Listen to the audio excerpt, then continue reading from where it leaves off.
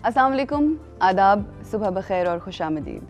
अपने आज का ये प्रोग्राम का आगाज़ हम कुरान की एक आयत से करेंगे जिसका नाम है सूरह ज़लज़ला, जिसका तर्जुमा कुछ यूँ है कि जब ज़मीन बड़े ज़ोरों के साथ ज़लज़ला में आ जाएगी और ज़मीन अपने अंदर के बोझ, मादनियात, मुर्दे वग़ैरह निकाल डालेगी और इंसान कहने लगेगा कि इसको क्या हो गया है। उस रोज़ वो अपने सब हालात बयान कर देगी, क्योंकि तुम्हारे परवरदिगार ने उसको हुक्म दिया होगा। उस दिन लोग गरोह दर गरोह अपनी कब्रों से निकलेंगे ताकि अपने अमाल को देख लें। जो शख्स ने ज़रा बराबर भी नेकी की होगी वो उसे देख लेगा, और जिस शख्स ने ज़रा बराबर बदी की होगी वो उसे भी देख लेगा। ख़वातीनो हज़रात, हम सब जानते हैं कि जुम्मे को एक ऐसा सान्या हुआ जापान के अंदर, एक ऐसा ज़लज़ला और सुनामी आया। कहा जाता है कि वर्ल्ड वॉर 2 के बाद ऐसी बड़ी आफत जो आई है वो वर्ल्ड वॉर 2 के बाद हम लोग की नज़र में आती है। और जिस तरह से वहाँ पे जानों का, जिस तरह से माल का नुकसान हुआ है वो हम सब देख रहे हैं, और वो सब देख के हमें वाकई दिली रंज है, दिली अफसोस है।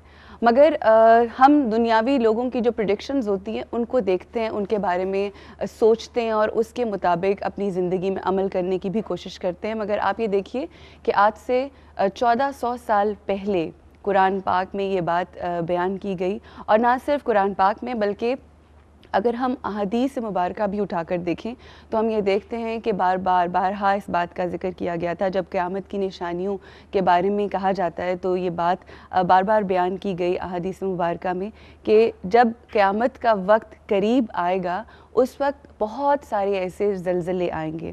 और आज हम देखते हैं कि बहुत से ज़लज़ले, चाहे वो पाकिस्तान हो चाहे वो जापान हो, मुख्तलिफ़ इलाक़ों के अंदर सुनामी भी आ रहे हैं, ज़लज़ले भी आ रहे हैं। और ये लम्हा फ़िक्रिया है हम सब के लिए। जिस तरह से सूरह ज़लज़ला में ये बयान किया गया कि वो वक्त ऐसा होगा कि जब लोग ये सोचेंगे कि इस ज़मीन को क्या हो गया है।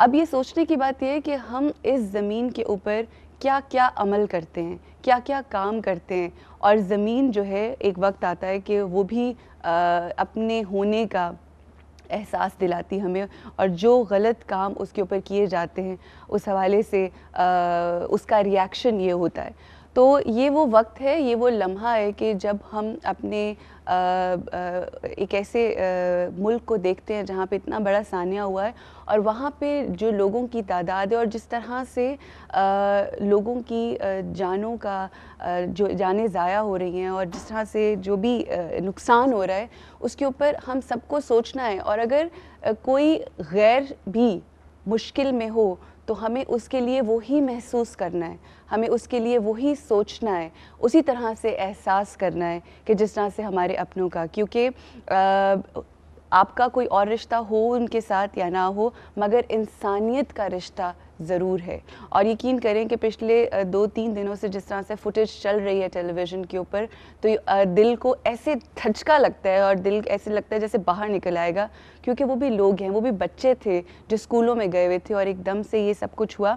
और यहाँ पे मैं ये ज़रूर कहना चाहूँगी कि इतने मुश्किल वक्त में जिसका जो क्रेडिट होता है वो ज़रूर बात करनी चाहिए, क्योंकि ये हक़ होता है। जिस तरह से नज़्म व ज़ब्त के साथ इतनी मुश्किल हालात का मुकाबला वो कौम कर रही है, उससे हमें सीखना है। जो मुश्किल उनके ऊपर आई है, जो क्राइसिस उनके ऊपर आया है, उससे हमें सीखना है, हमें गौर व फ़िक्र करनी है, और हमें देखना है कि क्या हम संभल सकते हैं अभी। और हम सबको इस बारे में सोच के संभलने की ज़रूरत है और इस सान्या से सीखने की ज़रूरत है। और जब सोचने, समझने और कुछ सीखने की बात आती है तो सबसे बड़ी सीखने की बात जो इवन सूरह ज़लज़ला की इस आयत में कही गई वो ये थी कि वो जब वक्त आता है और तो लोग जो हैं वो देखेंगे कि हमने क्या नेकी की और क्या बदी की। एक वो वक्त आता है ना जब ऐसा कोई मुश्किल का वक्त आता है तो आपके ज़हन में सोच ज़रूर आती है कि मैंने कभी किसी के साथ बुरा तो नहीं किया, मैंने कभी किसी को बुरा तो नहीं कहा, या मैंने कभी किसी के ऊपर जुल्म तो नहीं किया। इस सान्या से हमें बहैसियत कौम हर इंसान को सोचने की ज़रूरत है। लम्हा कोई एक ही होता है। اگر ایسا لمحہ آ جائے جو دوسروں کی مشکلات سے کو دیکھ کے آپ کچھ سیکھ سکیں تو سیکھنے کی ضرورت ہے. ہم سب کو اپنا اپنا انالیسس کرنا ہے, اپنے اپنے بارے میں سوچنا ہے کہ اگر ہم نے کبھی اب جو زندگی گزر گئی وہ زندگی گزر گئی, مگر آج کے بعد اس یقین کریں جس وقت وہ فوٹیج ہم لوگ دیکھ رہے تھے تو ایسا تھا کہ انسان کی بنائی ہوئی بہت ساری چیزیں جس میں گاڑیاں بھی تھیں, ان کے نیوکلیئر کے پاور پلانٹس بھی تھے اور پتہ نہیں کیا کیا کچھ تھا, کچھ بھی انسان کے بس میں نہیں رہا. تو وہ وقت آتا ہے کہ آپ کو اس سانحہ جو یہ سانحہ ہوتے ہیں ان سے پتہ چلتا ہے کہ کیا آپ کے اختیار میں ہے. ہاں وہ گاڑی بنانا, ہاں وہ نیوکلیئر پلانٹس بنانا اور وہ تمام عمارتیں بنانا ایک انسان کے ہاتھ میں ہے, مگر اس کی حفاظت کرنا وہ رب کر سکتا ہے. تو کہنے کا مقصد یہ ہے کہ وہ ذات جو سب سے اعلیٰ ہے, وہ ذات جو سب سے بلند تر ہے, اس کی حقیقت کو جانیے, اس کے آگے سبمٹ کیجئے. اور جو باتیں اس قرآن حکیم, جس کو ہم قرآن حکیم کہتے ہیں, میں بار بار اپنی باتوں میں بات کہتی ہوں کہ قرآن پاک کو آپ عربی میں پڑھتے ہیں ضرور پڑھیے, مگر اس کو اپنے ترجمے کے ساتھ پڑھنے کی, چاہے انگلش چاہے اردو, اس کو پڑھنے کی بہت ضرورت ہے. اور اس کا ریزن یہ ہے کہ آپ کو اس زندگی کی حقیقت وہیں سے پتہ چلتی ہے, اور ہم جو انسان ہیں اس کا جو مینول ہے کہ یعنی اس انسان کو کس طرح سے اپنی زندگی میں چلنا ہے, وہ قرآن حکیم سے ہی پتہ چلتا ہے. اور اب بھی وقت ہے کہ ہم سب سنبھل جائیں, ہم سب کا مطلب انکلوڈنگ مائی سیلف. میں بھی ہر روز بہت ساری غلطیاں کرتی ہوں, ہو سکتا ہے شو سے پہلے ہی کوئی غلطی کی ہو, مگر سب سے اہم چیز یہ ہوتی ہے کہ اس کی ریئلائزیشن بہت ضروری ہے. تو یہ ہر چیز ہر انسان کو اس بارے میں سمجھنے کی ضرورت ہے اور اپنے عمل میں بہتری لانے کی ضرورت ہے.